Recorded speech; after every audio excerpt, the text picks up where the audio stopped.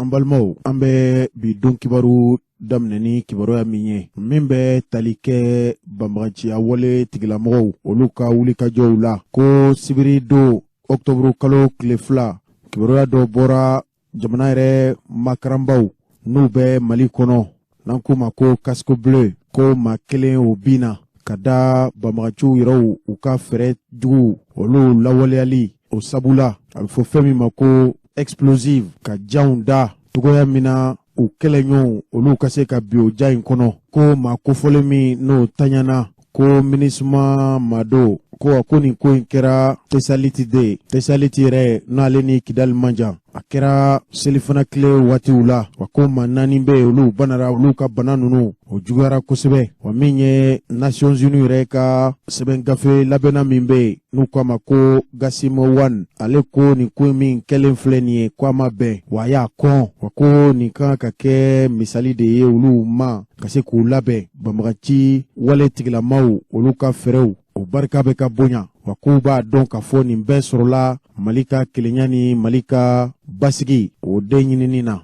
nin kuma in bɔra minisma yɛrɛ ɲɛmaaba da ko ale bɛ foli kɛ nin sɔrɔdasi kɛ in ye min binna nin togo in na Mali kumabɔli la wa ko a binna ka to a ka baara la wa ko maa minnu bɛ n'olu banara k'a bɛ dugawu kɛ togoya min na u ka se k'u yɛrɛ sɔrɔ wa ko a caman fana donnina ka taa dɔgɔtɔrɔsobaw la a ko n'a bɛ banbagaci wale tigilamaw kɔnɔ ko nin bɛna olu galabuw fa ko ayi nin bɛ kɛ sababu de ye ka dɔ fara olu galabu kan ka d'a ka kɛlɛ in olu danganiyalen don a kan ka fɔ nin kɛlɛ in tɛ kɛlɛdenni ye u bɛna wulikajɔw sabati halisa walasa bɛn ani basigi ni kanbɛn o bɛ se ka na Mali kɔnɔ cogo min na ko bɛna kɛ olu ka baara ye wa ko malidenw k'a dɔn k'a fɔ u ka dɛmɛ o tɛ kɔ latigɛ u bɛna lase malidenw ani Mali jamanadenw ani Mali jamana yɛrɛ ma bɛn ni basigi o ɲinini na an ye nin bɔ jamana ka foroba kunnafoni caribondaso n'u k'a ma ko lesor ɲɛta ale ye nin kibaruya in lase an balimaw an ye kibaruya sɔrɔ kibaruya min n'a bɔra jamana fanga marabaw ka ɲɛma n'o ye primature kibaruya dilaw ye o ko dɔgɔtɔrɔ Shogel Kogala Mayiga ko a bɔra Bamakɔ kunungo n'o bɛnna araba ma k'i kunda Genève kan ko a bɛna taa Mali jɔyɔrɔ fa donna don min n'o ye coton o tɔgɔla don min bɛ duniya kɔnɔ nazarakan na n'u k'a ma ko la journée mondiale du coton ko dɔgɔtɔrɔ Shogel Kogala Mayiga ye taama min boloda kunungo ko a kelenma nin taama in kɛ a caɲɔ minisiri minnu bɛ i n'a fɔ minisiri min n'o ka baara ɲɛsilen don sɛnɛko ani baganmarako n'o ye Modibo Keita ye fo ka se minisiri min n'o ka baara ɲɛsilen don jamana yɛrɛ a usine baw jamana ka bɔ nɔgɔ la bɛ sɔrɔ sira minnu fɛ n'o ye an yɛrɛw bɛ fɛn minnu dilan tuma dɔ la n'anw ka coton bɛ taa jamana wɛrɛw la o cakɛbondaso min bɛ yen n'o kalifalen bɛ bi minisiri la minisiri min n'ale ka baara ɲɛsilen don industrie du commerce ma n'o ye Mohamed Ould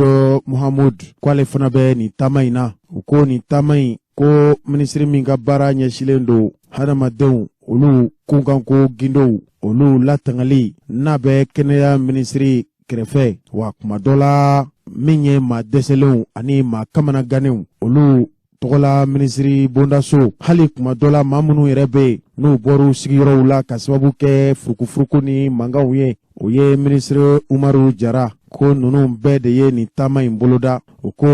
maaw k'a dɔ fana k'a fɔ dɔgɔtɔrɔ Shogel Kogala Mayiga ko a kan ka taa kɛnɛ kan kɛnɛ min n'u k'a ma ko tribune de l'OMS o kan ka bɛn bi Alamusa yɛrɛ ma wa ko wa u ni ɲɔgɔn kunbɛba dɔ bɛna bɛn ɲɔgɔn kunbɛn min n'u k'a ma ko sommet Afrique France wa ko sigiw caman bɛna kɛ jamana minisiri ɲɛma ani jamana wɛrɛw fɛ ka hakili jagabɔ kɛ anw bɛ se ka ɲɔgɔn tɔnɔ bɔ cogo min na ka sɔrɔ a ma kɛ degun ye ka sɔrɔ a ma kɛ wɔyɔ ye wa min ye nin cakɛbondaso in yɛrɛ a ɲɛmɔgɔba ye n'o ye muso ye wa fo ka se Michelle Bachelet n'ale ye dunuya yɛrɛ ka tɔnba min bɛ yen n'a ka dɛmɛ ɲɛsilen don maa minnu bɛ yen n'u bɛ b'u sigiyɔrɔw la Nations Unies kulu kɔnɔ n'u k'a ma ko Michelle Bachelet wa ko dɔgɔtɔrɔ Shogel Kogala Mayiga ni maaw bɛna kuma i n'a fɔ Filippo Grandi ale fana ye maa min ni a bɛ kuluba kunna kuluba min n'a bɛ tali kɛ duniya yɛrɛ jamanaw olu kumabɔ kulu min bɛ duniya kɔnɔ n'u k'a ma ko Nations Unies u ka cakɛda min ɲɛsilen do maaw ma maa minnu n'u bɛ b'u sigiyɔrɔw la ka sababu kɛ furukufuruku ani mankanw ye ko ani nunu fana bɛna kuma ko Dr Choguel Mayiga ka nin taama in na ko a bɛna kumaɲɔgɔnyaw caman kɛ Mali yɛrɛ a coton dilannaw a kɔri baarakɛbaw olu bɛ se ka tɔnɔ sɔrɔ u ka baaraw la cogo min na hakaja jamana yɛrɛ ka tɔnɔ o kunkanko kibaruyaw ko de bɛna fɔ nin kɛnɛ in kan bi alamisa donya in na a ko wa Dr Choguel Kogala Mayiga ko a ka nin sigi in kɔnɔ k'a bɛna maaba dɔ bisimila maa min bɛ ne ale ye directeur général de l'Organisation internationale du travail dunuya yɛrɛ baarakɛlaw minnu bɛ yen n'u lakodɔnnen don jamanaw ani duniya sariya bon olu fɛ ko olu ka tɔn ɲɛma olu ka kulu ɲɛmaba n'o ye Guy Ryder ko Dr Choguel Kogala Mayiga n'o fana bɛ ɲɔgɔn ye u bɛna kuma baarakɛlaw ka hakɛw kan u ni mun ka kan hakɛ jumɛnw bɛ yen n'o kan ka di baarakɛlaw ma minnu n'u ka ɲɛnamayaw ɲɛsilen bɛ jamana kɔri baara cakɛdaw olu la tangaliw ma ko mɔgɔ min bɛ Mali kɔri baarakɛlaw ka haminako dɔ kɛrɛnkɛrɛnnela ɲina danni minnu kɛra ko Mali kɔribɔla nunu ko nunu ye maaw ye ɲina minnu n'u cɛsirilen don wa u galabuw ka kɛnɛ wa u fɛla tɛ dɔwɛrɛ ye u ka bila u ka hakɛw kɔnɔ ko maa bɛ tali kɛ ko nunu k'ale kan de ka Mali jamana ka lase yɔrɔ la yɔrɔ min tuma dɔ la ni anw famana o jɔyɔrɔw ma ka da kibaruyaw caman kan bɛnbaliyaw ani kibaruya wɛrɛw caman a ko n'a tigɛra da o da la Dr Choguel Kogala Mayiga a ka nin taama in ko duniya bɛna lajɛ wa duniya b'a kɔlɔsi la an ye nin bɔ jamana yɛrɛ a minisiri ɲɛma ale ka cakɛda kunnafonidilaw fɛ an balimaw nin ye dugukoloko kibaruya ye barosigi kɛra anw fɛ Bamakɔ kɔnɔ yan sibiri tɛmɛnen n'o kɛra maaw fɛ minnu bɛ yen ni olu ye Kalabanbugu dugukolow o laɲinibaaw ye aw b'a dɔn k'a fɔ kabini san 2000 ni san 1 nin kunkanko kibaruya in bɛ sen na nin ko in maa ka dɔgɔn sigida 4nan kɔnɔ min tɛ nin ko in joona sigida 4nan bolofara min bɛ yen n'u k'a ma ko Kalabanbugu a ko nin Kalabanbugu in a dugukolo nɔfɛko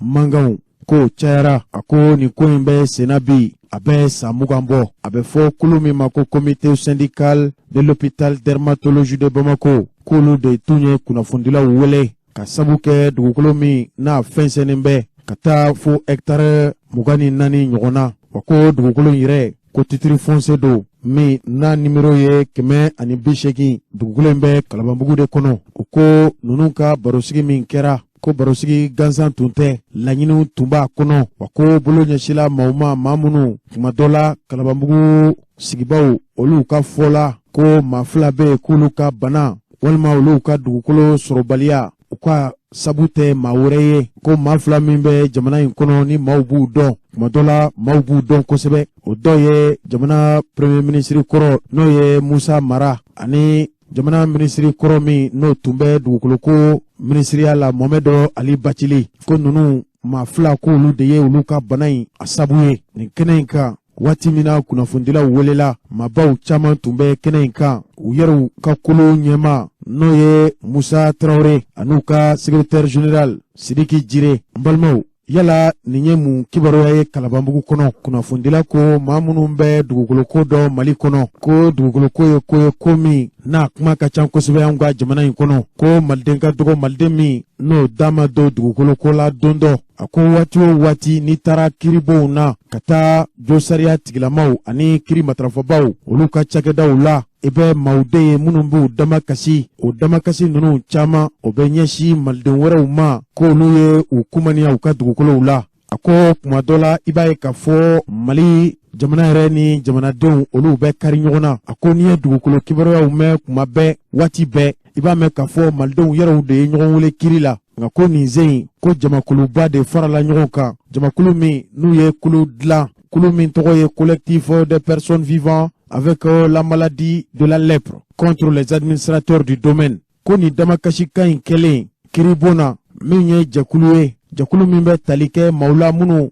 ni olu ye banaba tigilamaw ye ko ninnu de ye damakasi kɛ damakasi min bɛ taa jamana baarakɛla minnu n'olu bɛ baara kɛ dugukoloko yɛrɛ a yamaruyaw ni a hakilinaw bɛɛ danganiya bonda min na walima dugukolo sɛgɛsɛgɛlibaw olu ka cakɛda baarakɛlaw ko nin damakasikan in k'a bɛ ninnu kofɔ kunnafonidila ko nin ko in bɛ senna biya san 20 ye kabini san 2000 ni san 1 k'olu hakili b'a la jamana minisiriw ka sigi dɔ kɛra minisiriw ka sigi dɔ bɛ kɛ ko nin ko in daminɛra kabini nin waati jamana foroba minisiriw bɛ laadalasigi min kɛ n'u k'a ma ko conseil des ministres a ko o barosigi dɔ de senfɛ a bɛ kɛ waati min na jamanakuntigi kɔrɔ Amadu Tumani Ture a kɛra ko ale de to fanga la a k'u ye ŋaniya ta ka sariya min n'o kɛra hectare 24 ko k'a di maaw ma minnu ka baara ye ka bana kɛlɛ bana min n'u k'a ma ko banaba dɔncogo wɛrɛ la maa minnu n'o dancogo la dali masa bolo kuma dɔ la a bɛ kɛ sen de ye wa walima a bɛ kɛ bolo de ye ninnu bɛ si wa ninnu bɛ ɲimi an k'o de ma ko banaba a ko nin banaba tigilamaw waati min na Amadu Tumani Ture n'a ka minisiriw y'a laɲini ka sigiyɔrɔ d'u ma ko jamana ye hectare 24 min di ko bɛɛ na Kalabanbugu de ma walasa maa minnu bɛ yen ni nin bana in bɛ olu la olu ka se ka lasago yɔrɔ la yɔrɔ min n'a ni maa wɛrɛw yɔrɔ bɛna jɛnya walasa bana in kana cari bana in kana tiɲɛni walew kɛ ko jamana marabaaw ye nin yɔrɔ ninnu di nin hakilina de kama u yɛrɛw ka fɔla ko olu ye dugukolo in sɔrɔ waati min na wa dugukolo in gansan tun tɛ ko jamana marabaaw ye titre foncier de kɛ nin dugukolo in na ka di olu ma olu minnu ye banaba tigilamaw ye waati min na u taara ka f'u bɛna baaraw daminɛ dugukolo ninnu kan k'u ye jateminɛw kɛ jateminɛ minnu n'o ma k'u fɛla ye ko maa wɛrɛw tun bɛ nin dugukolo kelen in kan u ko maa wɛrɛw yera minnu bɛ ni sɛbɛn gafe wɛrɛw b'u bolo olu yɛrɛw ko nin dugukolo in ye olu ta de ye wa ko olu tuma ninnu minɛ maa wɛrɛw ye ni damatɛmɛwale tigilamaw tɛ u ko olu minnu bɛ yen n'u farala ɲɔgɔn kan ka kɛ jamakuluba ye n'o ye collectif des syndicats des malades de la lèpre k'u dabali bannen ye kibaruya min a waati n'a bɔra jamana minisiriso min n'u k'a ma ko ministre des affaires foncières et de l'urbanisme jamana minisiriso min ɲɛsilen bɛ jamana dugukoloko o ɲɛnabɔlenw ani jamana ka foroba kɛnɛw tɔgɔtɔli ni kɛnɛ ninnu matarafali o sariyaw o labaarali hukumu kɔnɔ k'olu ka secrétaire général a waati k'o ye kibaruya dɔ bin k'o y'olu dabali ban kosɛbɛ o tɛ maa wɛrɛ ye ko tun ye monsieur Imran Abdulaye ye ko ka ko bɛɛ lajɛlen kɛ Amadu Tumani Ture n'a ka minisiriw k'olu ye kɛnɛ in di maa minnu ma k'olu kana se nin kɛnɛ kofɔlen in kan ka d'a kan ko sɛbɛn wɛrɛw yera maa wɛrɛw bolo nin de kɔfɛ ɲininkali kɛlen nin jamakulu in u ka kumalasela min n'o ye jire ye a ko a bɛ ɲini kana kiri 10 ɲɔgɔn bɔ o kiri 10 min n'o kɛra nin Kalabanbugu dugukoloko kibaruya in na k'olu hakili b'a la u taara yɔrɔ fɔlɔ min na n'o ye kiribon fɔlɔ n'o ye tribunal de première instance ko kiri kun fɔlɔ bolodara ye ko jaabiw ma diya olu la nka k'u ma sigi k'u bolo da u sen kan k'u ye weleli kɛ camancɛ kiribon na n'o ye cour d'appel ko camancɛ kiri tigɛbaw k'olu ye se di collectif des malades de la lèpre maaw ma ka fɔ olu de ni nin foroba dugukolo in ka kan yamaruya min bɔra jamana marabaaw yɔrɔ la ka lase jamana yɛrɛ fanga yɔrɔ la ka di ninnu ma u ka sigi nin kɛnɛ in kan ko camancɛ kiri tigilamaw k'olu ye jo de di ninnu ma u ka dugukolo in k'u sigiyɔrɔ ye o y'a sɔrɔ kiri tako fɔlɔ la olu ma se sɔrɔ a ko nin ko in bɛ kɛ waati min na k'olu hakili b'a la kulu dɔ tun bɛ sigida 4nan kɔnɔ nin kulu in tun ye kuluba de ye u ko a ma waati ko sigida tɔn wa ko nin kulu in sigiba tun tɛ maa wɛrɛ ye o ye Musa Mara ye u k'olu ye laɲiniw kɛ laɲini minnu n'o ɲɛsira Musa Mara ma u ka se ka dɛmɛ d'u ma dɛmɛ min n'a bɛna ninnu tila maaw la n'o ye ŋanamumaw ye wa ko olu hakili b'a la nin waati kelen in na Musa Mara laɲini min tun b'a la o ye ka kɛ sigida 4nan mɛri ye nka ko olu sera ma ni jigiya min ye ko jigiya in ma fa a ye olu jigi kari u ko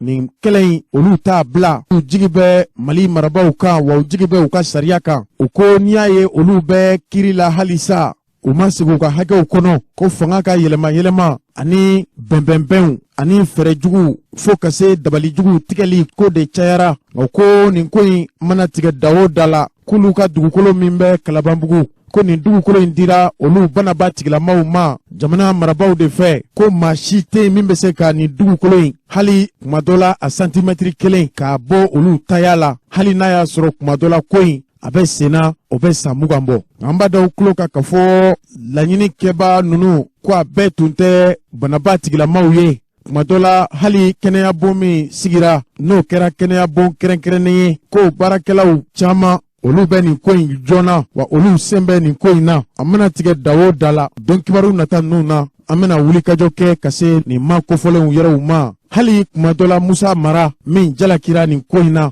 fo ka se Mohamɛd Ali Bacili n'olu tɔgɔ fɔra nin ko in na an bɛna wulikajɔ kɛ ka s'u ma u bɛ min dɔn Kalabanbugu dugukolo ko la u k'o ɲɛfɔ an ye nin bɔ an caɲɔ kunnafoni cɛribonda so min yɔrɔ la u k'o de ma ko bamada.net an balimaw jamana minisiri bonda so min bɛ yen n'a ɲɛsilen don Mali ni jamana wɛrɛ koɲɛ ɲɛnabɔliw ma n'an ko a ma ko ministère des affaires étrangères et de la coopération internationale olu ye gafe bɔ gafe min kuma dɔ la malidenw ko kabini Mali y'a ka yɛrɛma hɔrɔnya ta fo ka se bi ma ko olu ma da la k'a fɔ nin ko in ɲɔgɔnna delila ka kɛ Mali kɔnɔ kɔrɔlen ko ni kow kɛra Mali jamana marabaw fɛ walima ɲɛma min mana fili ka to a ka baara kɔnɔ ko Faransi jamana de b'i cɛsiri k'o bɔ a jɔyɔrɔ la kunnafonidila ko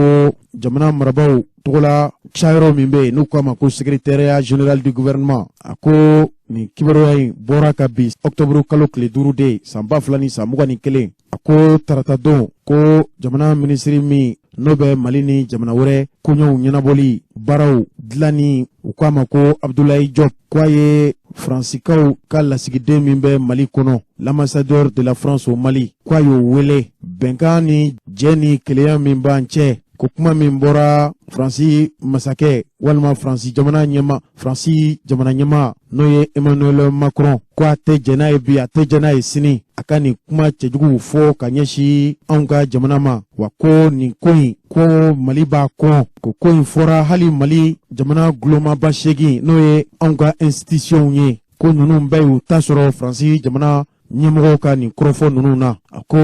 ale kɔni ka dɔɔnin na a bɛ fɔ fɛn min ma ko bolodi ɲɔgɔnma ni ɲɔgɔn dɛmɛ k'o kan ka kɛ hɔrɔnya de kɔnɔ nka ko nin ko in ko a kɛra kumasuli de kɔnɔ ka ɲɛsin Mali gouvernement ma wa ko Faransi jamana maraba ko a kan ka mara fara boloda kan n'a bɛ bɔ ka nin kɔrɔfɔ ɲɔgɔnnaw fɔ ko a kan ka dɔn k'a fɔ ale kan ka kɛ ladamu misali ye ko a ye kuma min fɔ ko nin kuma in ko nimisa walew caman ani dabaliban walew caman o sɔrɔla nin kuma ninnu kɔnɔ malidenw fɛ ko n'a y'a sɔrɔ Faransi jamana maraba bɛ miiri yala ale kan ka bɔ nin cogo in na wa ani Faransi jamana baaraɲɔgɔnya min b'an cɛ n'o bɛ kɛ bɛn kɔnɔ wa kuma dɔ la jamanaw yɛrɛw ni ɲɔgɔn cɛ yala maa kan ka bɔ nin cogo in na ka maa jaabi ka maa dɔgɔya walima kuma dɔ la ka maa nɛni walima ka maa lagosi wa yala nin bɛ diplomasi kofɔ wa minisiri ma tila kuma la a ko a bɛ Faransi jamana marabaw a bɛ kangaridaw ye u k'u yɛrɛ minɛ u k'u yɛrɛw bonya wa ko a bɛ min ɲini u fɛ u k'u yɛrɛw kɛ maa ye u k'u yɛrɛw kɛ maa nafamaw ye maa nafama minnu n'u jɔda bɛna bonya ɲɛnamaya u dilanni siraw la ko maa bɛ nin faamu cogo di yanni Faransi jamana k'i ɲɛsin ko ma ko minnu bɛ yen n'o y'a kunkanko kibaruyaw ye k'u bɛ bɔ ka na nin kuma cɛjugu ninnu de ganse ko n'a y'a sɔrɔ baara dira nin jamana in maaw ma ko ye banbaganciw ni papalikɛlaw kɛlɛli de ka bɔ cɛncɛnfuga in sanfɛ nka k'u ye min kɛ a ma bɛn wa a tɛ faamu Mali minisiri min ka baara ɲɛsilen don Mali ni jamana wɛrɛw koɲɛ ɲɛnabɔli ma a ko a bɛ kɔrɔfɔ in kun cɛ ni kibaruya min ye ko a b'a da duniya jamanaw bɛɛ lajɛlen tulo kan ka fɔ Mali marabaw ko nin dayɛlɛnnen don bɛɛ lajɛlen ye min bɛ tali kɛ baaraɲɔgɔnya walew la baaraɲɔgɔnya ninnu n'a bɛ kɛ a ka kɛ ni kɔnɔnajɛlenya ye wa a ka kɛ sɛbɛbolo kan wa n'an bɛnna min kan u ka se ka lawaleya a kana kɛ bolodiɲɔgɔnma tɔ ka jɛ ye ko Mali ka dayɛlɛnnen bɛ bɛɛ lajɛlen ye wa min ye malidenw olu ka yɛrɛma hɔrɔnya an'u ka malidenya ko siga tɛ o la wa siga tɛ k'o la maa si fɛ duniya in kɔnɔ nin ye kibaruya min bɔra Mali jamana marabaw yɔrɔ la k'a lase Faransi jamana ɲɛmaw ma an balimaw nin ye kalanbolo min n'a bɛ tali kɛ kiiri tigɛbaw ani jɔsɛriya matarafabaw olu ni kunnafonidilaw u ka bolodiɲɔgɔnma baara ye nin ye nin de kɛra kɛnɛ min ni kunnafonidilaw ka ɲɛmaya sow olu ni kiiri minisiri Mahamadu Kasoge ko ninnu ye barosigi min n'o bɛnna tarata octobre kalo tile 5 ma a kɛra kunnafonidilaw yɛrɛw tɔgɔlabon min bɛ Manɛkura n'u k'a ma ko maison de la presse ko nin kɛnɛ in kan min bɛ tali kɛ Banjugu Dante n'ale yɛrɛ ye nin bon kofɔlen in ɲɛma ye ka se Shana Takiyu kunnafoni caribonda so min bɛ yen n'u k'a ma ko 22 septembre o ɲɛma don ko nunu de ye jo sariya tigilama ka bisimila ko baro nunu dayina kosɛbɛ faamuyaliw caman sɔrɔla baro nunu na o ko barosigi min kɛra kunnafonidilaw tɔgɔla bon kɔnɔ ni minisiri kofɔlen fɛ ko baro nunu ta yɔrɔ tun ye 3 de ye min bɛ tali kɛ pôle économique ka baaraw la ani kunnafonidilaw yɛrɛw olu bɛ se k'u yɛrɛw tanga cogo min na u ka baara in kɔnɔ a sabanan ko mun de kan ka kɛ ka yuruguyurugu kɛlɛ mali kɔnɔ nin kɛra ninnu bɛɛ lajɛlen fɛla ye a ko minisiri min n'o bɛ jo sariya kunnabi mamadu kasoge ko a kumana hakɛ kura minnu walima sariya kura minnu taara olu ka baarakɛ bondasow la ko nin kɛra kɛnɛ min n'a ye a da malidenw tulo kan a ko kunnafoniw bɔra nin kɛnɛ in kan malidenw nisɔndiyara wa kuma dɔ la malidenw bɛ ɲiningali kɛ yala nin ko in natɔ senna wa kuma minnu fɔra nin dɔɔni kelen in na a na se ka lawaleya wa cogo min na aw ni ne bɛ se ka faamuyali kɛ nin kɔrɔfɔ ninnu na min tɛmɛna kunnafonidilaw olu ka ɲɛmɔgɔw ni jo sariya minisiri mamadu kasoge olu ni ɲɔgɔn cɛ o kibaruya ninnu olu de ye nin ye nin ye banjugu dante ye ale ye mali kunnafonidilaw olu ka ɲɛmɔgɔ ye. an balimaw an b'aw fo an nisɔndiyalen k'aw fo minisiri min ɲɛsinnen don an ka jamana kiriko ma directeur national min fana ɲɛsinnen don justice administration kow ma an kɔrɔkɛba n'o ye Sahana Takiyu ye n'an y'a ɲini a fɛ nin journée ninnu a ka jɔ a ɲɛmɔgɔya kɔrɔ k'a kumaw latilen k'a baaraw nun don a jɛna n'a ye a kɛ o kɛ ni ala sɔnna a ma ani Sahana an bɛna ye ɲɔgɔn fɛ presse association ɲɛmɔgɔ minnu bi yan ASEP AJCM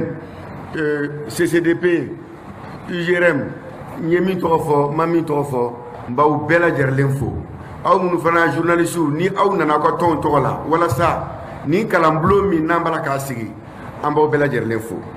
nin ye fɛn ye fɛn min n'a cɛ ka ɲi kosɛbɛ ne hakili la a mɛnna justice mɔgɔw surtout ka se a niveau supérieur ma n'o ye ministère de la justice ye presse y'a ɲini k'i tɛgɛ labɔ u nɔfɛ a mɛnna an ka jɛ an ka ko kɛ ɲɔgɔn fɛ mais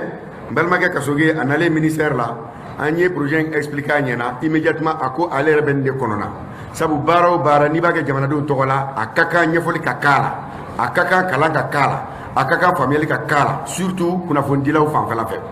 o min kɛra an ye initiative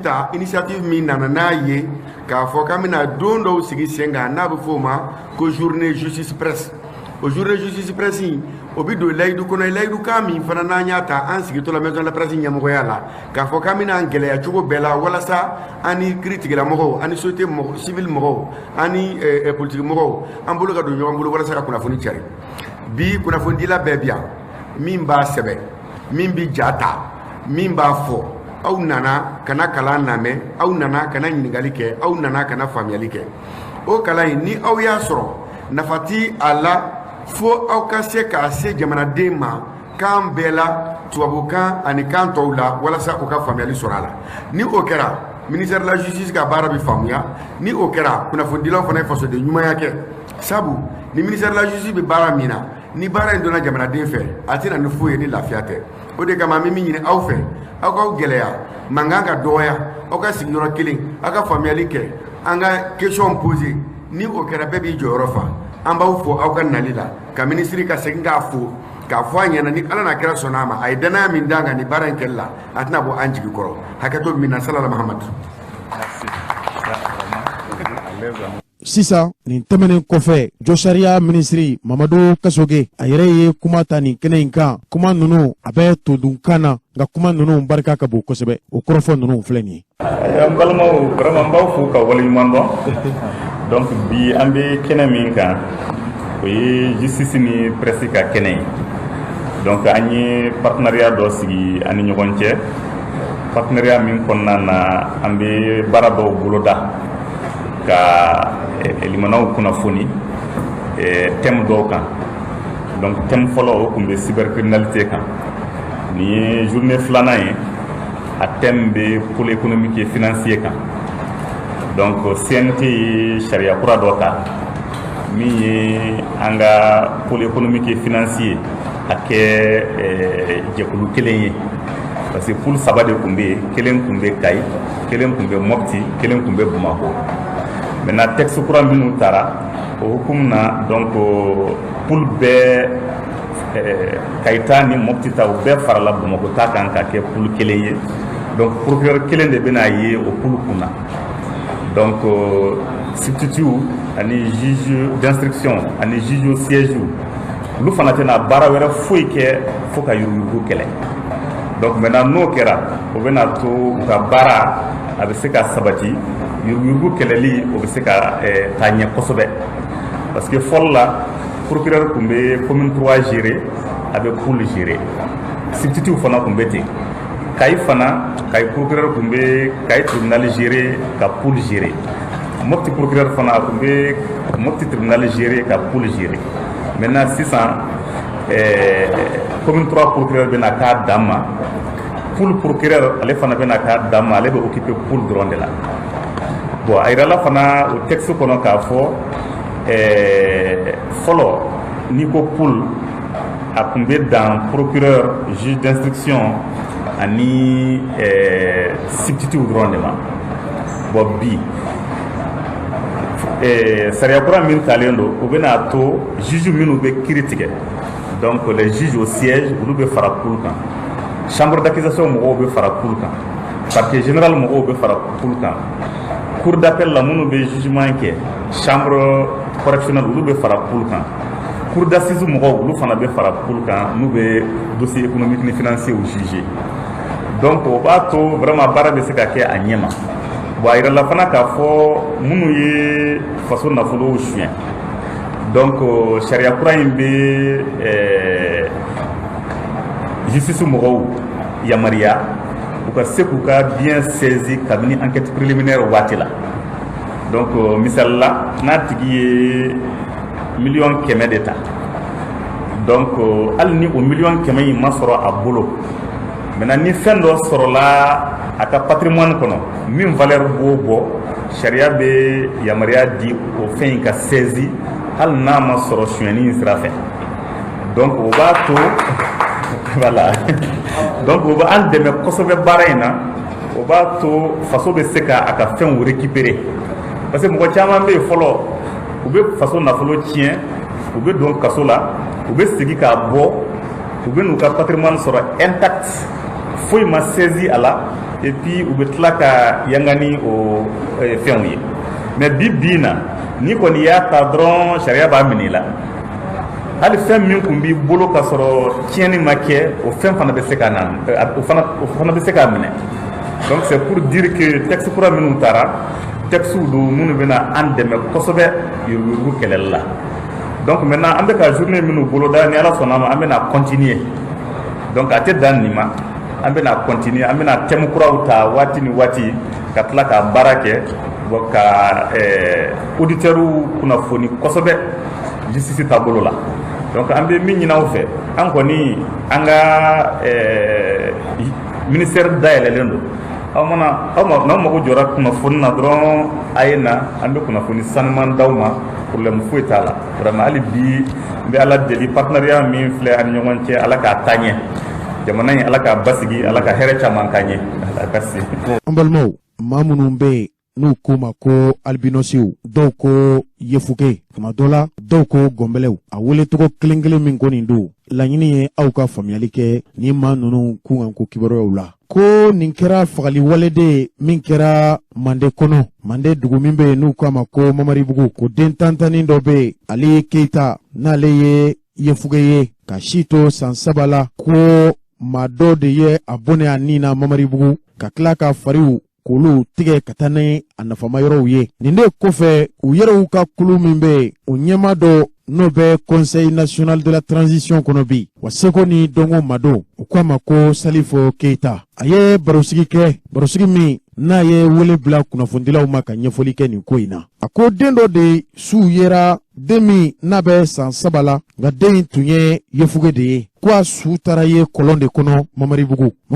ko ye dugu min n'a ni Bamakɔ bɛ dancɛ bɔ a bɛ yɔrɔ min na an ko de ma ko commune du Mande Salifu Keyita ɲininkalen kunnafonidilaw fɛ a ko nin ko minnu kɛra k'olu b'a kɔ wa a ma bɛn olu ma wa a yɛrɛ ye layidu di k'a fɔ nin maafa wale minnu bɛ ta ka ɲɛsin olu ma hali n'a y'a sɔrɔ kuma dɔ la ale yɛrɛ fana ye yefuge ye ko ale bɛ nin da jamana sariya tabaw n'o ye conseil national de la transition ye ko a bɛna taa nin ko ko kibaruya in da olu tulo kan wa ko den in ma dan fali dɔrɔn dama ma koyi k'u y'a fa ka tila ka farikolo yɔrɔw ka tila ka farikolo nafama yɔrɔw k'olu bɔ ka taa ni a ye yɔrɔ minnu tora k'u y'o bila kɔlɔn kɔnɔ a ko nin bɛɛ de y'a to olu ka kulu min n'ale yɛrɛ ye o ɲɛma ye n'u k'a ma ko fondation pour la protection des albinos au Mali olu ka kunnafonidilaw wele ka nin kibaruya in da u tulo kan wa ko a bɛ min ɲini sariya baarakɛbaw fɛ ani jo sariya matarafabaw fɛ ko nin sariya kelen k'u kana nin to bon kɔnɔ bon minnu n'olu daw bɛna suwa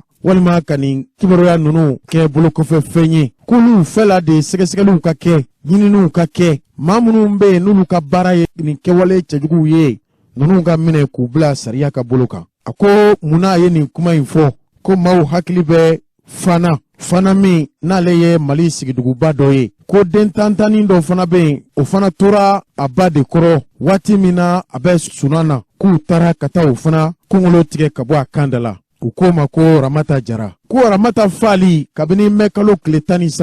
san 2018 fo ka se bi ma ko foyi ma bɔ nin ko in na wa ko den kofɔlen min n'o yera kɔlɔn in kɔnɔ ko waati min na somaw y'a ye ko a farikolo fan caman bɛ yen ko tun t'a la bilen ko maajugu ani maafalaw k'olu taara ni a fari fan caman ye a farikolo fan caman ye ko la ko waati min na a bɛ bɔ kɔlɔn in kɔnɔ maa caman ma se k'a lakodɔn ko nin seereya in kɛra den yɛrɛ somaw fɛ barosigi min labɛnna olu ka kulu fɛ tarata tɛmɛnen n'o kɛra u yɛrɛw jabala la kalabankoro ko den in dɔnna cogo di bugunatɛmɛ ja minnu bɛ yen n'o tun y'a kana finiw walima donfini ye ko a dɔnna ni fini in de ye fini min tun b'a la ko nin ko in kɔfɛ k'u ye jamana cɛsigi min bɛ mande kɔnɔ n'o ye gendarmerie ye k'u y'u ladɔnniya fo ka se josariya ni kiri matarafaba min bɛ sigida 4nan kɔnɔ le procureur du tribunal de la commune 4 wa ko sɛgɛsɛgɛliw k'olu dayɛlɛnna ko baaraw bɛ senna den in somɔgɔw ko den in k'olu b'a ye don laban min na k'u sigiɲɔgɔn du dɔ tun bɛ yen ko a taara yen de denmisɛnw ni u ka sanyɛlɛmaw sera u bɛ fara ɲɔgɔn kan ka kulonkɛw kɛ ka ɲɛnajɛw kɛ ka ɲɔgɔn latulon n'u k'a ma ko anniversaire k'u sigiɲɔgɔn du dɔ bɛ yen a taara yen de ko a bɛ taa a yɛrɛ la ɲagari ko nin de senfɛ ali keyita ko a ma ye bilen ko nin den kofɔlen in suɲana sɛptamuru kalo tile 8 nka fo dɔgɔkun kelen de o kɔfɛ u taara bɔ nin den in a su kan kɔlɔn in kɔnɔ u ye kɛnɛya tigilamaw ɲininka olu yɛrɛw ko den in bɔra cogo min na kɔlɔn in kɔnɔ ko a farikolo k'u y'a tigɛ de yɔrɔ minnu bɛ yen n'o ye u ma ɲɛ yɔrɔw ye u mago ɲɛ yɔrɔw ye u n'o taara yɔrɔ minnu bɛ yen kuma dɔ la n'o tɛ u fɛla ko ye u y'o fili kɔlɔn in kɔnɔ nin ye dɔgɔtɔrɔw ka sɛgɛsɛgɛliw kɔfɛ kumaw ye baro in a kun cɛra ni kibaruya min ye salifu keyita kɔni y'a jira k'a fɔ ale kɔni ye nin kibaruya in bɔ ka bin nka ko nimisaba de b'a la ko min ye fanga tɛmɛnen in ye n'o ye ibrahim bɔkari keyita ka fanga in ye ko ninnu ma u kɔfilɛ don kelen walima ka lamɛnli siraw di ka kuma ɲɔgɔnya siraw di olu ka kulu in ma u ka se ka kuma nin ko ninnu fu bɛ se ka siri a dan na cogo min na k'o ma kɛ a ko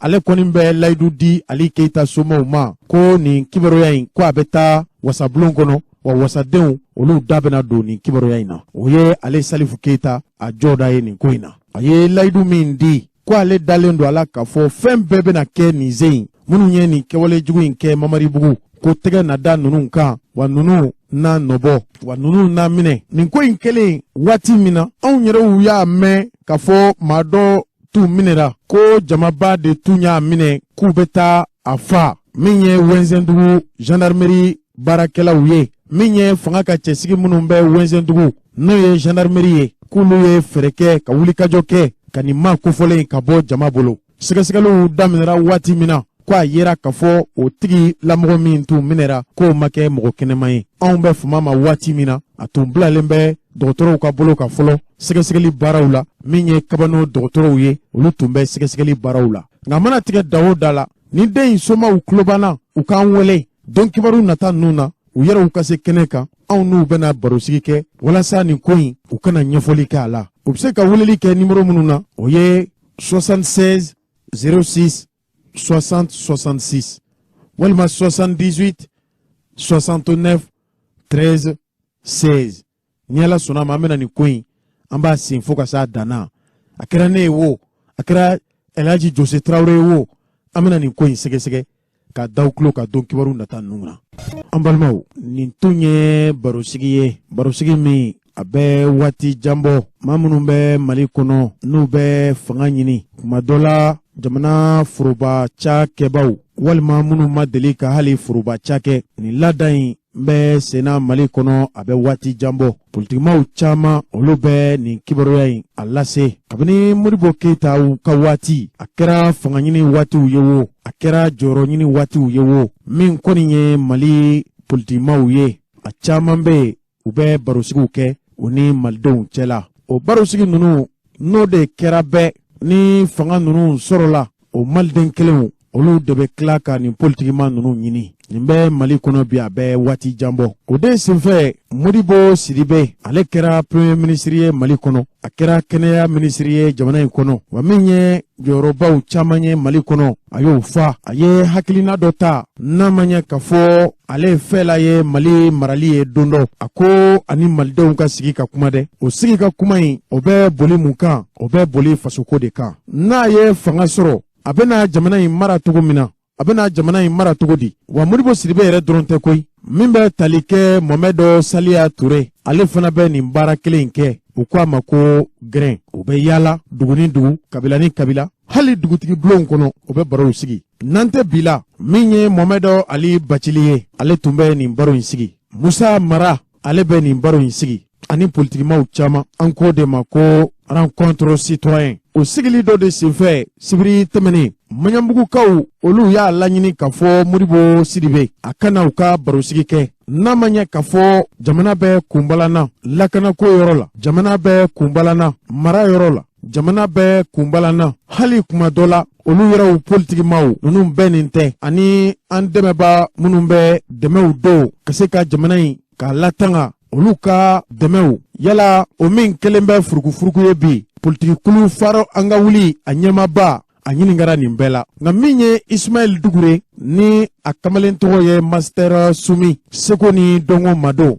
ale yɛrɛ ye nin sigida kofɔlen ma ye ale de ye nin ɲininkali ninnu kɛ Modibo Sidibe la a y'a fɔlɔ ni ɲininkali min ye a ko yala san 61 kɔfɛ Mali jamana marabaw olu kan ka taa furakɛ kɔfɛ bilen wa hali n'a y'a sɔrɔ Modibo Sidibe yɛrɛ a yɛrɛ delila ka kɛ jamana kɛnɛya minisiri ye yala o ka kan wa a ye misaliw ta misali minnu n'u taara Amadu Tumani Ture ani Sumaila Sise fo ka se jamanakuntigi Elhaji Ibrahim Boubacar Keita ma yala anw ka dɔgɔtɔrɔsoba ninnu ɲɛ ci ye mun ye ni Mali faamaw tɛ furakɛ nin dɔgɔtɔrɔso ninnu kɔnɔ ka se kibaruya wɛrɛw ma kɔrɔfɔ minnu sɔrɔla nin kɛnɛ in kan Maɲanbugu sibiri tɛmɛnen an k'o lamɛn aw bɛna faamuya caman sɔrɔ nin kɔrɔfɔ ninnu na. Ne b'a fɔ mɔgɔw ye on est à combien d'années de démocratie plus de 30 ans démocratie mais n b'a fɔ mɔgɔw ye ko en tant que an ka ɲɛmɔgɔ bɛ continuer ka t'u furakɛ jamana wɛrɛ kan fo ka diɲɛ wuli anw tɛ dɔgɔtɔrɔso sɔrɔ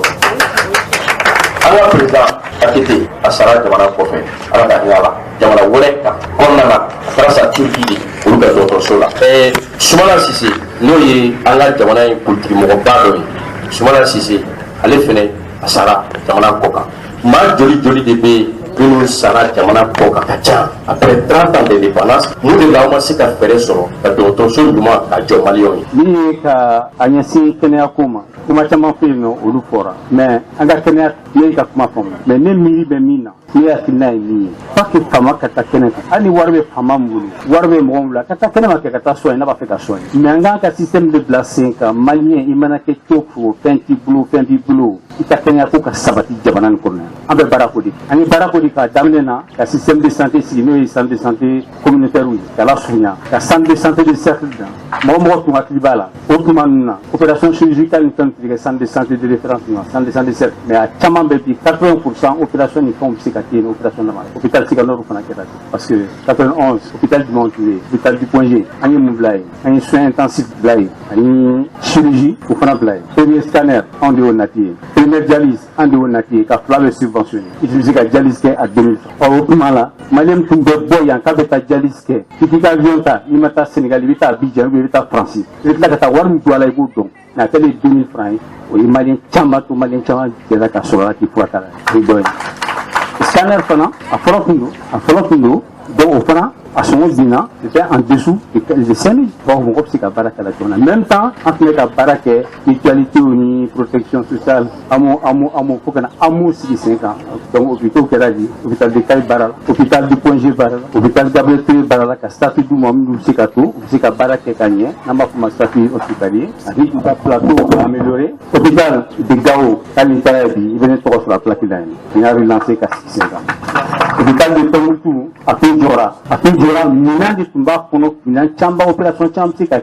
mais chirurgien clinique qui fait baraké on doit tout ma pour éléphant blanc tajo non ba kono atifoyi Charles Fauvé maroni mo ba donc il a été directeur de point G et puis il était à la DSSA c'est un militaire nenaï de ce que nous comptons avec l'internat la nous comptons de une pension là kala de ma wolo de ce passeur là donc en tout cas nous sommes dans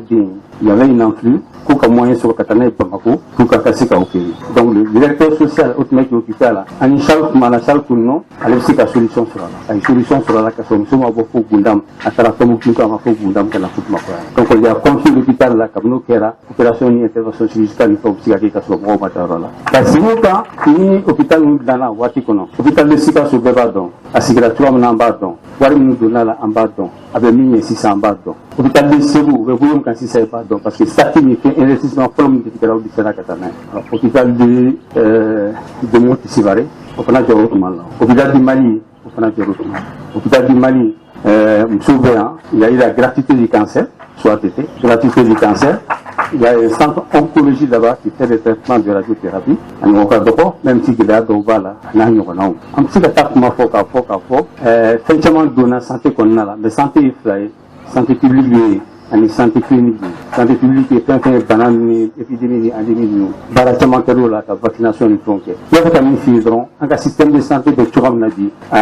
fondamental B. Maintenant, fondamental B, il faut qu'à faire un décide qu'à faire. Et qu'à programme qu'on a là, il y a mon cœur, baladier santé de communautaire, à 4 dîner, à 10 cas soignants, à 10 cas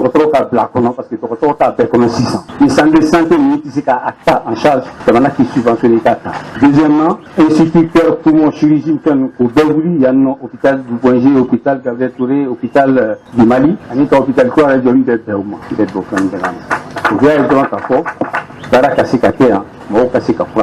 il y a pour urgence, doit être urgence, il m'a une urgence là, tout. Il y a maman, il y a pour faire maladie, donc, on doit être donc, à peine, à des simplifiés, parce que, malgré qu'on a fait hôpital court, on a 2 fois là, il y a justice fort. Mais, moi, je l'hôpital qu'on a, ou tout, il y a pas là, ou quelqu'un qui moi, j'étais content. Là, sur l'association de Willa, pour qu'à Djelia, l'hôpital Gabriel Touré là, Kanitieta, moi, je suis content. Ça, c'est le côté citoyen. Il faut que moi, je fasse du coup. Il y a de la tout. Moi, je dis tous les jours. Au lieu de moi, comportement est mis. Tous ces hôpitaux là, on a mis des kits là-bas. Il va te soigner les facilités. Donc, amassé, à ma banque, baratement de café. Mais le breton fou, parce que spécialiste à Mambamboulé, Ani a dormi dans beaucoup de la baraque, spécialiste à Mambamboulé, il sait qu'à baraque. Ani Cuba, Afrique du Sud, à Mambamboulé, son union. Niveau aujourd'hui, Mina, Chaga niveau là. Chaga Kodéato, Chaga revendication, Kodéa, il était engagé parce que il y a une absence de justice. En tant que justice, moi, je suis tout le temps, mais en tant que démocratie ici, ferme-la. N'a pour redevabilité. C'est-à-dire qu'il y a un temps kama ikanga barake. En tant que côté, on m'a donné qu'à donc appliquer à tous les nids en tant que côté, tout le monde jamana de Wouli, tout le monde soulèvement méquet, tout le monde coup d'état méquet, encore et encore. Allez, si les mots minala, ni si les mots de jamana donc taille, ça c'est clair. Ça c'est clair. Ça, les Maliens peuvent être passifs, mais pour contenir, pour calmer les Maliens là. On doit avoir calme match clé. Comme Maliens il a fait. Pourquoi? Malheureusement dans la démocratie taille à faire vraiment. Par cour de justice, on veut mal là. Depuis par cour de justice créé la Mali là pour. Alors le ministre président, il y a un moment à juger la Black Kasola. Le ministre au cour de justice est mon or cour de justice est institution liée avec jamana kan na pour milliards chaman de taka la du pas qu'on sa osa ay ni ninga et bon frère no ngol bi tara di cour de justice ma des milliards par an oui pour donc on peut cour de justice en bas voir la fin là ou bien vraiment ta mal la druta mal mi anga ferke pour ça ka mo mine chodi mais la justice Tiɲɛ justice gɛlɛya caman b'a la n y'a gɛlɛyaw ta ka bɛɛ lajɛ fɛn caman bɛ yen an tun ye PRODES kɛ programme décennal ka lajɛ a bɛ se ka falen cogoya min na mais justice yɛrɛ problème ye min ye an t'a bɛ s'o ma o bɛ refondation kɔnɔna la an ka sariya ye mun ye a bɔra yɔrɔ jumɛn a n'an ka kow bɛ taa an bɛ faamuyali sɔrɔ a la wa an b'an yɛrɛ dɔ kɔnɔ wa o tɛ yen o ka gɛlɛn donc par conséquent justice problème ba dɔ ye filanan ye min ye magistrats yɛrɛ il faut qu'ils soient professionnels il faut veiller à ça en tout cas nous pas d'élection dans la sphère judiciaire. Pas direction. Ça, il faut que les choses se passent comme il faut et que les juges aussi, les magistrats prennent leurs responsabilités et qu'on mette en place le regard des pairs, le regard des magistrats sur les magistrats et les différentes disciplines. Ça, c'est ce que je peux dire pour la justice, qui n'est pas bien aujourd'hui, qui a fait des progrès, mais ce n'est pas assez encore à proprement parler. Alors, la question de la résolvabilité, de la rupture de la haute cour de justice. Il y a des mieux forts. Il peut être de là qu'à fort. On va faire que la démocratie est dans la haute cour de justice. La constitution, c'est mon La démocratie, c'est la alpha 4 là, ATP 4 là, haute cour de justice, massi, madame, massi. Parce qu'on a considéré que ni baraka volé à Wéré, ni baraka volé à Wéré Côté. Et les cas de là, il y a assis, il y a quelques institutions d'eau, comme on nommé la budget. Donc, on va quand la guerre. Mais quand on donne les baraques, ou quand Nyagi, on peut quand Nyagi. C'est ce que c'est lui, c'est quand Nyagi. Les baraques, il quand Kado, il quand Kakanya. Les marques Nyagi, quand Jaman, comme on peut chamber, ni gros militaire. Condition pour la délit, des 5 ans d'emprisonnement, Kabo, la atteinte au bien public, et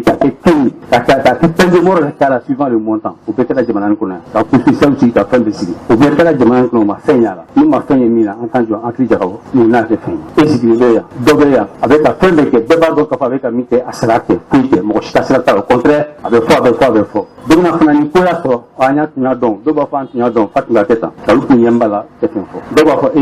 Nyangouta, Anita Salit, Nyangouya Boudi, Ablan Konala. Deux fois peut-être allez devenir. Donc au Jamanan Kono, il va s'arrêter à Chokocho. Il t'a la guerre, il veut Jamana d'où Akina Fan Chukomna, Kanyesi, Jamana Napuluna, Jamana Tabulu. Au delà d'un bas Fokoka, Moro Akina Fali, Kake Fali, Pumi, Jamana Taï Fali, Pumi, Kanasama, Pasitake. L'éducation est quand non seulement Kanasama et Pasitake, il y a dialogue dans Fana, il t'a barakunuma de Keka, Yesi, Jamana sur le socle, Nasra Asuran Beni, Nasi Jamanama, qui déroule Napsekan, Nasi Jamanama, bonne gestion.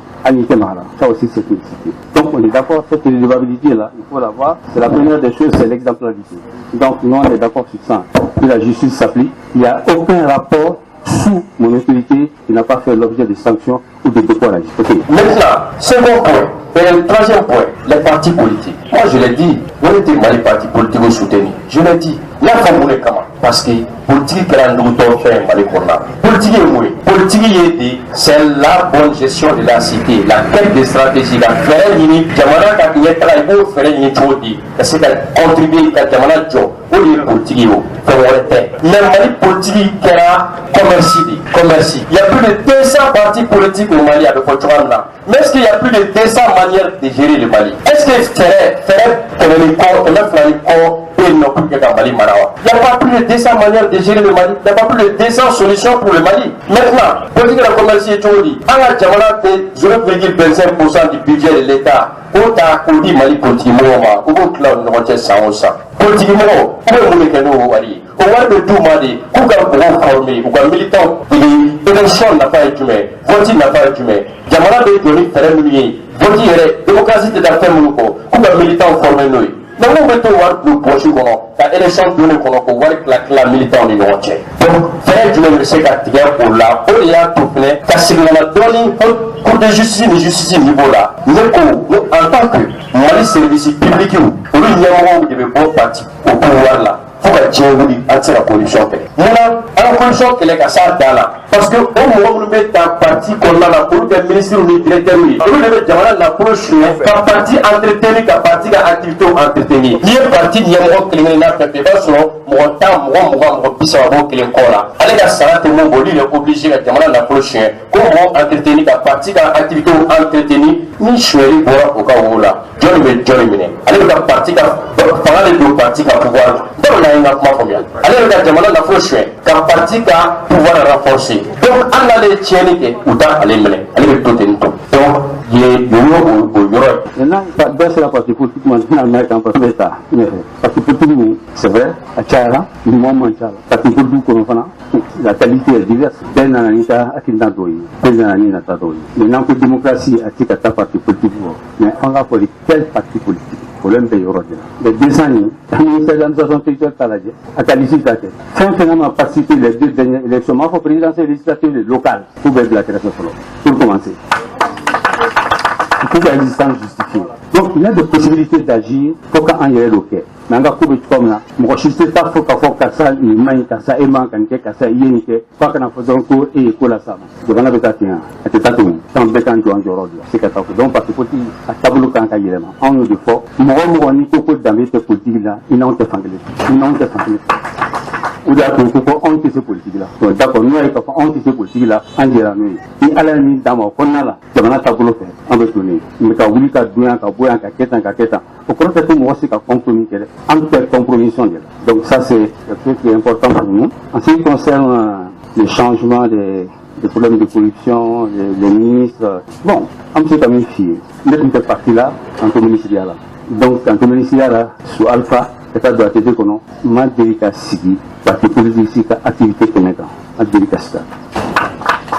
Tout à quand que la mise pendant, je le dis, c'est pour l'intérêt général, travailler pour ce qui est l'intérêt général. Nous veut bien, on veut bien, notre bien, c'est qu'on a la responsabilité. C'est comme ça. Les questions partisanes, dans les questions communes comme la santé et comme ça n'a pas lieu d'avoir. Donc ça aussi c'est important. Ça c'est important qu'on fasse la différence entre les deux, à ce qui concerne tout cela. Il faut effectivement qu'on puisse changer les choses. C'est pourquoi nous on parle de renouveau de la gouvernance, de renouveau citoyen, de renouveau de la démocratie, de renouveau de la politique. Donc peut-être sur le comment ni un cigare à comment nous fait. On va faire une assise nationale de la refondation. Kasi à comment nous fait qu'à ta faute d'ana, kasi qu'à bonne fin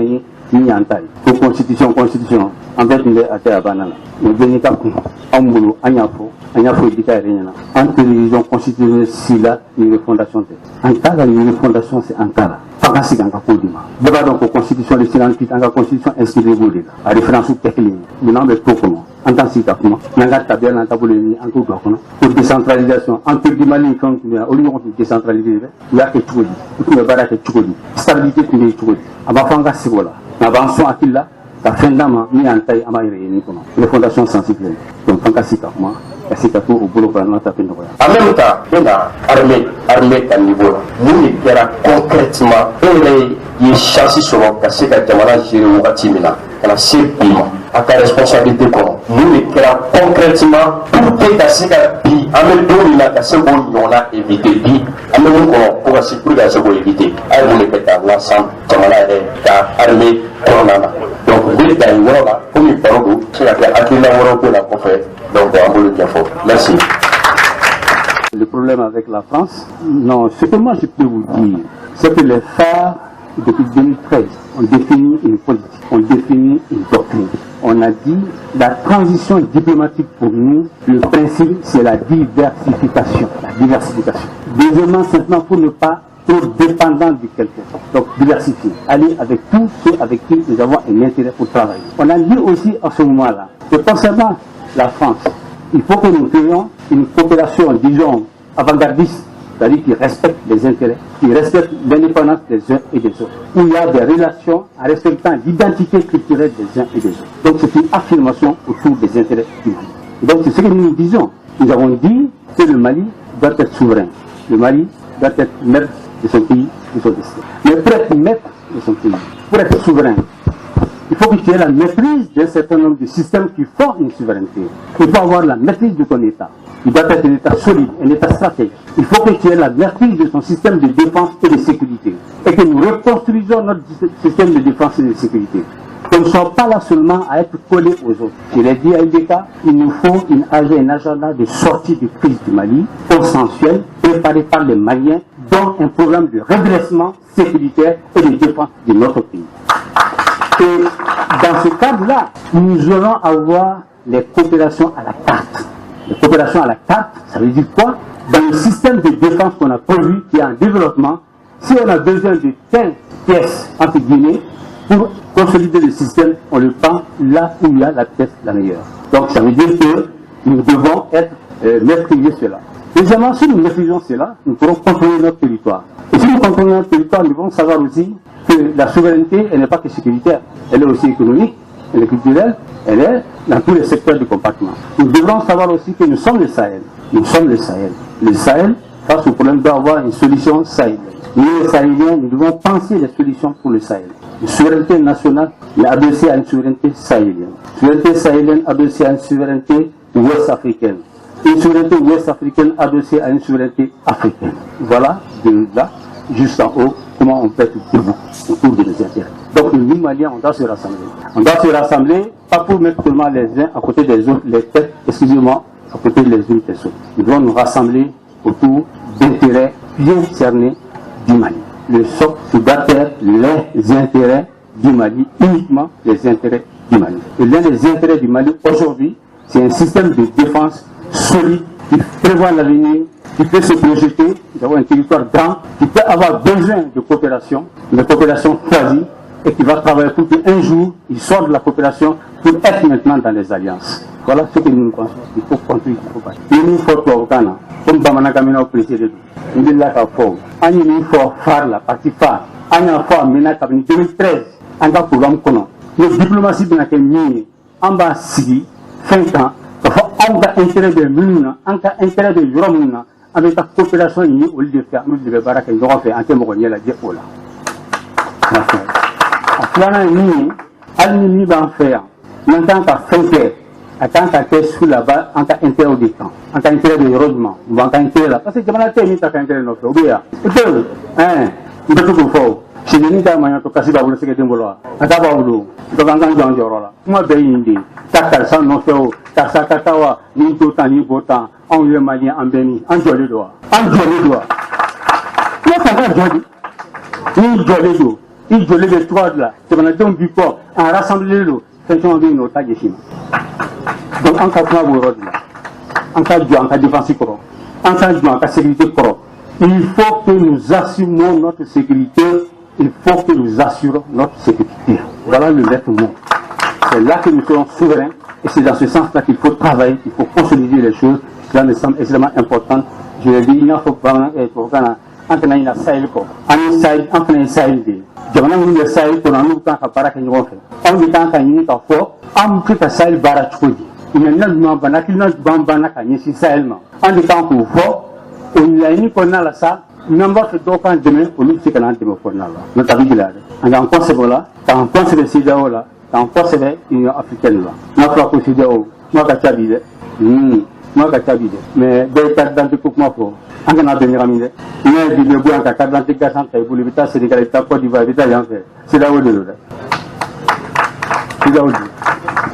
On a construit, on a la génie on a au fond, il y aura la ligne. Donc, on va la dire pour que tu vas. Donc, en boulot, c'est Mali mettre de son destin sur la base d'un système souverain de défense et de sécurité que nous devons contribuer à bâtir. Et les Maliens doivent mettre les ressources nécessaires, mais dans la transparence, dans l'absolue transparence, dans le contrôle. Parce que dans les tiens, de mon atelier, donc, tant que nous avons dit que nous avons fait des pour nous faire des nous avons fait des Ambalmo, minye Soumeilo Boubé Maigaye, a Dugulen Taula Kafo, Panguru Komi, no Kunganko, Kiboreau, Olu, Be, Josaria, Tigilamau, Ka, Tabaluka, o Segesegele Munun Daminera, Oya Tobi, Soumeilo Boubé Maiga, Alebe, Bumako, Kasubomba Labi. Kabini ni Mako Fole Minera, Krofo Nunun, Chaira Kosebe, Sharia Tigilamau, Nunun Chama, Ka Haklinau Make Kilenye. Doko yala amnera tugo mina tunganga mina tugo inawa. Doko awo anini mineli sugu kaka bayi ka daluya fo. Na minye Soumeilo Boubé Maiga ere atola parti politique kulu mimbe nu kwa mako asma CFP olu ye laje mi nu ya nyini jamana maraba ufe ko Soumeilo Boubé Maiga kwa be kaso min kono ko nin kaso nye janfa kaso de ko kuba nyini Soumeilo Boubé Maiga akabla ka hake ukono ulo laje uke anga chidon tumba keneka krofo munu sorolai o krofo nunu fleni ngo anula anga fulibe be ame alatanu alimiato ambega nyosra bi saninga kuma damna ka yamara yini nga premier vice président fe no baba Cissé ale de be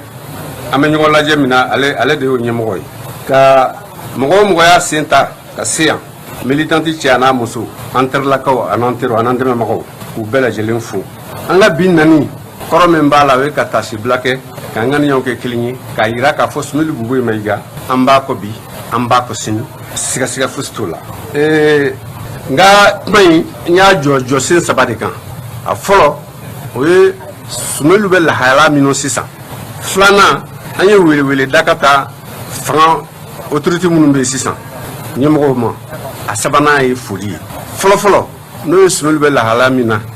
n ye min fɔ n y'a yira k'a fɔ kabi jeudi kalo août kalo tile 26 Cour suprême n'o ye an ka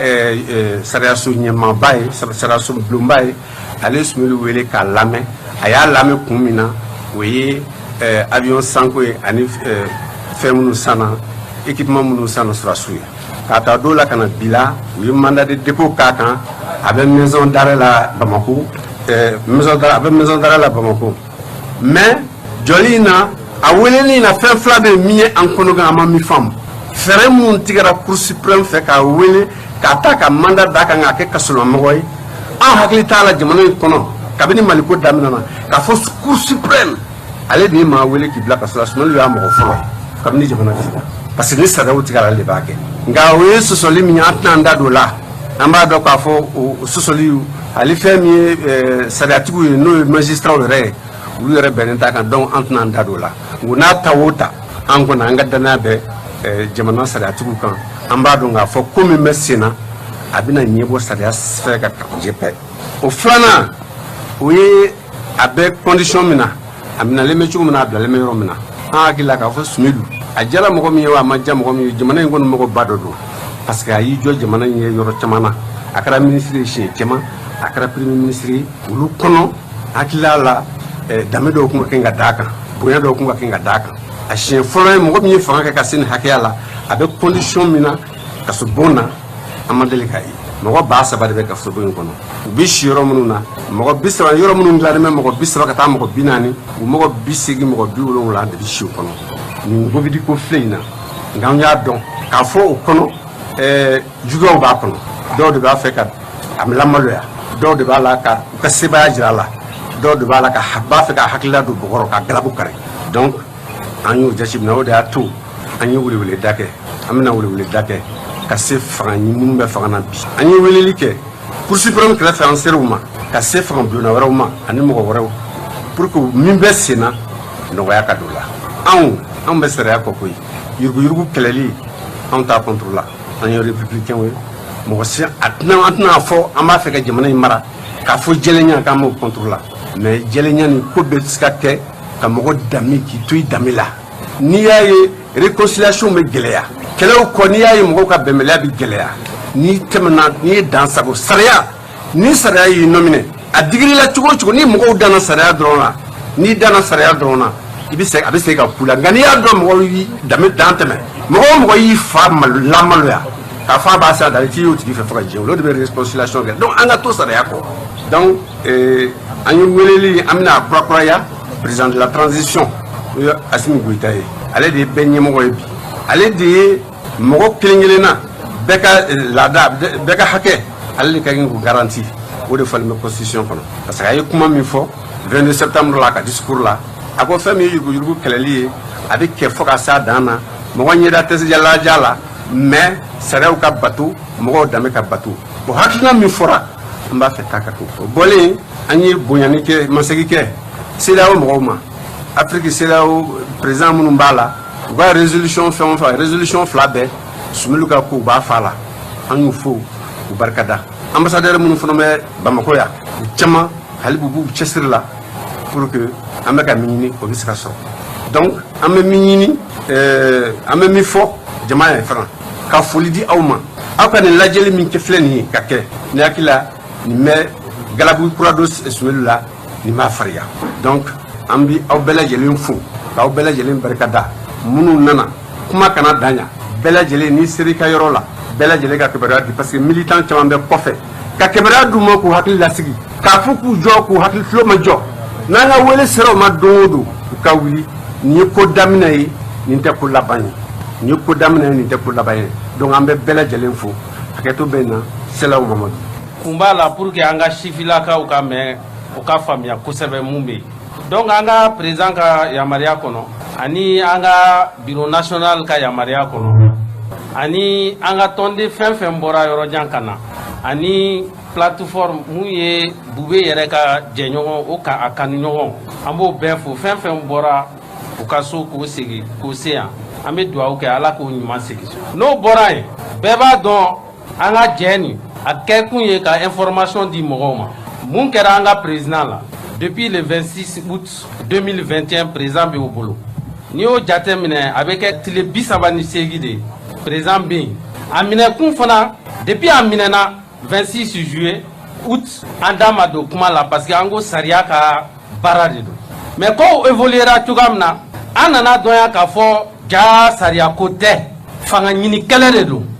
fo k'o de ka faamu fanga ɲini kɛlɛ de don parce que président bɛɛ b'a dɔn ko 2022 ni élection bɛ kɛ a ye candidat de ye candidat mun ka hakilina ka ɲi kosɛbɛ jama b'a kɔ fana o dɔnyalen de don a yirala k'a fɔ tuguni ko an ka président depuis coup d'état kɛra fo kana se bi ma ni maa bɛ yen mun y'a militaires dɛmɛ o y'an ka président ye gouvernement CNT hali a sigi cogo a hakilina bɔra ale de la donc bi k'a fɔ ko fanga ɲini kɛlɛ kama ko o maaba minɛ ka taa n'a ye kasobonba la kasobonba mun ani mɔgɔ caman de bɛ si ɲɔgɔn na a yɛrɛ bɛ yɔrɔ min na bi a si fasara kosɛbɛ a man kɛnɛ mais o n'a ta bɛɛ a kɛ kun ye ka malo k'a minɛ parce que a bɛ fɔ ko n'a bɛ kɛnɛma a bɛ se ko caman la donc pour que an ka fɛrɛ an ka ko ma an ka minɛ ka don kaso la a donna kaso la mɔgɔ dan i ka mɔgɔ minɛ i dan ye ka bila kaso la. bɛɛ ma ɲɔgɔn sɔrɔ ka hakilinaw tila u ni ɲɔgɔn cɛ k'a dɔn an bɛ min kɛ parti ɲɛmɔgɔ ka kunnafoni la a n'a ka folikan kɛrɛnkɛrɛnnen ko ka lase aw bɛɛ ma parti tɔndenw Sunbelu kanubaw terisiraw diinɛtigiw ka aw bɛɛ fo k'a dɔn k'a fɔ bi jama min bɔlen filɛ nin jama in b'a yira k'a fɔ Sunbelu hakilina ani parti hakilina a bɛ balolen o de y'a to bi an y'aw wele fɛn o fɛn bɛ yen parti ɲɛmɔgɔso ka taa bila kulu minnu bɛ yen n'o ye musow ka kulu ye ka taa bila denmisɛnw ka kulu la ka taa bila kanubaw ka kulu la a bɛɛ ɲɛmɔgɔw ye ɲɔgɔn sɔrɔ yan kunnafoni min bɛ bɔ yan o de ye kunnafoni yɛrɛ yɛrɛ ye n'a ye dɔwɛrɛ mɛn nin kɔfɛ an balima kunnafonidilaw o ma bɔ anw na o t'anw kumakan ye wa nin kɔfɛ fana ni mɔgɔ ye kuma fɛn fɛn fɔ anw kumakan tɛ an k'o fɔ aw ye presse minnu bɛ yan u dɔnnen don an dalen don aw la an b'a dɔn fana kunnafoni bɛ se a se yɔrɔ la a ka dɔn k'a fɔ depuis outre tile 26 kibaruya minnu jɛnsɛra ka ɲɛsin finitigiw ka minɛnsan ma ale ni jamana ɲɛmɔgɔ ka pankuru sanni ma ni o kiiri kunfɔlɔw kɛra an ka pôle économique fɛ n'ale tun y'a classé sans suite a y'a classé sans suite a ma tanama koya kɔnɔ a ma nominel koya kɔnɔ an tila ka ye communauté internationale ale ni an dɛmɛbaga jɛkulu ka laɲini na a fɔra ko ka sɛgɛsɛgɛli k'a ko kan fɛn min ye an ka sɛgɛsɛgɛlikɛ kulu ye n'o ye vérificateur général ye ale ye o kuma na a ko dayɛlɛn ka tanama ko dɔw k'ale ye a kɔnɔ o kɛlen kɔfɛ cour suprême yɛrɛ fɛnɛ ye juge jɔlen maa saba bila ka na olu fɛnɛ y'a sɛgɛsɛgɛ olu y'a yira k'a fɔ u ma tanama koya kɔnɔ kuma minnu fɔra ko surfacturation an y'an ka nominalisɛnw lajɛ n'an b'a fɔ ma ko délit de surfacturation an y'a ye o t'a kɔnɔ olu ka sɛgɛsɛgɛli kɔfɛ cour suprême yɛrɛ a ye sigili kɛ ka kiiri tigɛ k'a fɔ ko ka nin ko in k'a kiiri k'a ban pewu an b'o danaya sigi de kɔnɔ bi an b'aw bɛɛ fo parti ɲɛmɔgɔ ka convoqué k'a minɛ k'a datugu mali kɔnɔ k'a sɔrɔ mankan ma kɛ wɔyɔ ma kɛ nin y'a siɲɛ fɔlɔ ye n'i ye jamatigi fɛn fɛn wele bɛɛ bɛ t'i kanga jamatigi ani kiiri ni ɲɔgɔn cɛ ka kiirikɛlaw ka kiiri daminɛ k'a fɔ tewu k'u seko n'u damayira yira an ye mɔgɔw ye k'o kɛ mais asuma aw y'an bonya a ye sariya bonya a ye jamana in bonya ko in fo bi a tora kiiri kɔ a tora siɲɛ kɔ c'est le lieu k'aw fo k'aw waleɲuman dɔn structure bɛɛ n'aw kun ye mɔgɔ dɔ ye Sunbelu convoquera don min na Asuma tɔndenw kun t'a daminɛ k'u fanga yira mais anw tɛ se ka wuli k'an bɛ jamana ɲɛmɔgɔya ɲini k'an bɛ tila ka tigɛ an ka kiiritigɛlaw la ou bien an bɛ tila ka tigɛ an ka jamana kiiri la a y'o baara min kɛ k'aw fo parti ɲɛmɔgɔso ko ten an ka vice président secrétaire général ale ni section bɛɛ ɲɛmɔgɔso ko k'aw bɛɛ fo k'aw waleɲuman dɔn a k'o waleɲuman dɔn n'a ka daniya la n balimaw an ka bi sigi hakilinaw de bɛna ta kunnafoni ka kɛ kelen ye ŋununukan minnu bɛ sen na aka donc k'a fɔ cɛmancɛ fanga anw t'a kɔ anw tɛ bila kɔ fo ka diɲɛ wuli parti politique fɔlɔ min wulila k'a fɔ k'a bɛ transition soutenir o ye Asuma ye a n'a ka président n'o ye Sunuli Bube Mayiga ye anw ma bila don kelen dan kelen k'an bɛ Tanama ko ta ka jamana in sɛgɛrɛ ni jamana bɛ k'a tɛtɛ a b'a la k'a nagasa waati min na o tɛ hakɛ sigi kuma kun o tɛ jamana tɔɔrɔ kuma ye Asuma y'o baara ɲuman kɛ Asuma y'o ŋaniya ɲuman kɛ minnu bolo bɛ fanga la bi olu ko Asuma ye coup d'état kɛla ye marisi kalo san 2021 kunnafonidila dɔ a t'a yɛrɛ bolo bi o ko Sunuli de ye coup d'état labɛn ko barisabula k'a ye transition soutenir mais Sunuli ma mɔgɔ soutenir Sunuli ye transition de soutenir ni transition soutenir i ye Mali de soutenir a ye tɛgɛrɛ fɔ a ka président kun la. an balimaw min ye Laginɛ jamana ye ko nin ye wagati gɛlɛnmanw de ye min ni Alpha Condé yɛrɛ a caɲɔgɔnw ni a baaraɲɔgɔnw olu bɛ o tigɛ la k'aw hakili b'a la kabini septembre kalo tile 5 ko Alpha Condé kɔni ka fanga in parona ko fanga in paronin kɔfɛ Laginɛ sɔrɔdasi kulu k'olu ye ŋaniya siri ŋaniya min tun ye ka fɔ maa o maa n'o ye fangakɔrɔ tɛmɛnen baarakɛbaa ye ko jɛn tɛna kɛ walima yamaruya tɛna di olu ma u ka bɔ jamana kɔnɔ ka taa jamana kɔkan bilen fo olu yɛrɛw ka yamaruya di wa ko hali kalata min n'o bɛna boloda ni fangalatɛmɛ fanga in banna ko nunu sen tɛna ye o kalata in na nunu ye ɲangiw ye ɲangi minnu n'u taara Laginɛ yɛrɛ fanga paronkulu n'o ye sɔrɔdasiw ye olu fɛ wa min ye surunaldonba dɔw ye ko nin kibaruya in binnen kɔfɛ ko surunaldonba dɔw bɛ yen surunaldonba ninnu ye Faransikaw ye wa ko ninnu ye fanga gwaradaba kɔrɔ olu ka surunaldonbaw de ye wa k'u b'a ɲini bi maa 21 min fɔra n'olu tun bɛ Alpha Condé nɔfɛ a ka fanga in kɔnɔ ko hali u bolofɛnw ko ka olu minɛ k'u bali ka taa yɔrɔ la yɔrɔ min n'o y'u ni dungɔ yɔrɔw ye ko duniya yɛrɛ kulu min bɛ yen n'u k'a ma ko nanzaraw tɔgɔla sariya min bɛ yen n'u k'a ma ko droit européen k'o bɛ se ka hali ɲangi ta ka ɲɛsin maaw ma minnu bɛ yen n'u ye hadamadenw ka hakɛw minɛ ka dankari maaw ka ɲɛnamaya yɛrɛ la min bɛ hali bɛɛ y'a kofɔ Laginɛ n'u ye o sonsoro Laginɛ yɛrɛ ka sariya jamanaya u y'o nankari wa ko maa o maa bɛ yen ni nɔ yera nin ko in na ko i n'a ɲangi i n'a fɔ sariya y'a fɔ cogo min na kunnafonidila ko yala nin ye tajuru sira walew de ye wa walima nin ye yɛlɛmali kura de natɔ ye Laginɛ sariya la wa walima fanga in paroni o sebaya ɲɛnajɛw olu dankɛnɛmaya dili de don wa an ye nin bɔ kunnafonidi sɛbɛn min kɔnɔ u k'o de ma ko africaguinee.com a mana tigɛ da o da la nin kunnafoni an bɛna a tɔw olu lasaw ma an balimaw an ye nin kibaruya in sɔrɔ kunungo ka fɔ banbagaci wale tigilamaw k'u ye fɛɛrɛw tigɛ fɛɛrɛ minnu i n'a fɔ laadala anw ka sɔrɔdasiw olu ka taa bin u ka subahana dingɛw kɔnɔ n'an k'a ma ko embuscade k'u y'o ja min da ko o de y'a to Mali lakanabaw k'olu ka convoi dɔ k'o binna nin dingɛ in kɔnɔ kunungo ko nin kɛra sira de la sira min n'a bɛ bɔ Paru ka taa Bɔnjo ko yanni u ka nin kɛ ko banbagaci maaw k'u tun ye min da fɔlɔ k'a bɛ fɔ de ma ko IED ko kabini nin maa ninnu tɛmɛtɔ n'o ye Mali sɔrɔdasiw ye ko fɔlɔ de explosera ko exploselen ko nin maa ninnu bɔra tu kɔnɔ ka marifaw ci kunnafonidila ko u bɛ bɔ waati min na maramafɛn girimanw tun b'u bolo a bɛ fɔ minnu ma ko armement lourd ko waati min na ale bɛ wele bila nin sigida kofɔlen a sigibaw ma k'olu ko maa hakɛ min ni tanyana k'o ye maa 8 ɲɔgɔnna ye Mali sɔrɔdasiw la k'ani maa 5 k'olu banara min ye Mali sɔrɔdasiw olu ka bolimafɛn 5 ko jenina ko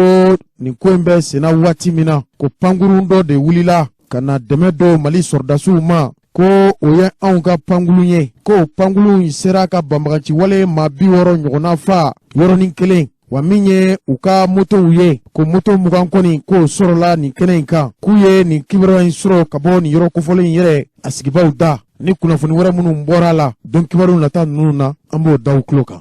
an balimaw min bɛ tali kɛ Mali ka pankuru ko la a yera k'a fɔ maa bɛ maa la anw ka pankuru in a yera k'a fɔ kabini pankuru in nana maliden fanba olu nisɔndiyalen don ko maliden dɔw bɛ yen olu ka laɲini dɔ ye mun ye pankuru in a sanna joli jamana nafolo hakɛ joli donna la k'o ka fɔ dɛ wa min ye maliden dɔw ye olu y'a jira k'a fɔ pankuru minnu nana n'o ye hélicoptère nani ye ko ni panguru nunu ko an kana ɲina k'a fɔ nunu sana kabini jamana kuntigi kɔrɔ Ibrahim Boubacar Keita bɛ fanga la ko maa min taara nin pankuru in san ko ye Dayiru Danbele ye ko nka pankuru in nana ka bɛn fangalatɛmɛ fanga waati de ma ko waati sera malidenw ka kɔlɔsili kɛ malidenw ka faamuyali kɛ ko min ye nin fangalatɛmɛ fanga baarakɛbaw ye ko nunu ma nin pankuru in san nka nin pankuru nunu ko nunu sanna kabini jamana kuntigi Elhaji Ibrahim Boubacar Keita bɛ fanga la. O tɛmɛnen kɔfɛ Mali ka pankulu dɔ bɛ yen ko o fana nana min ni nin pankulu naani in tɛ kelen ye. A bɛ fɔ pankulu min ma ko Casa C 295 ko o fana sanna jamanakuntigi kɔrɔ Elhaji Ibrahim Boubacar Keita tile la.